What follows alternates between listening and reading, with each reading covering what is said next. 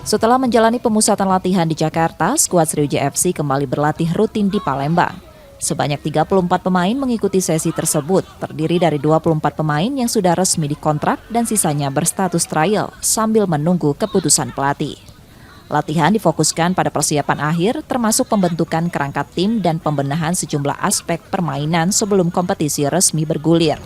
Memang di Jakarta kita fokus untuk mencari pemain dan juga meningkatkan kondisi fisik. Dan saya lihat anak-anak juga kondisi fisik dalam taraf 80% sudah oke. Tinggal kita di sini tinggal maintenance saja sih. Siapan akhir sambil kita membentuk tim, kerangka tim di sini. Manajemen juga membuka peluang menambah amunisi, khususnya di lini depan. Kalau untuk posisi kita kuat ke striker ya, penyerang.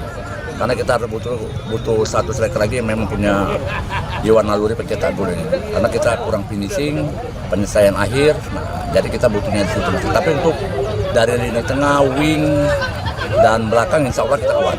Tinggal kita menambah daya gedor lagi untuk bomber.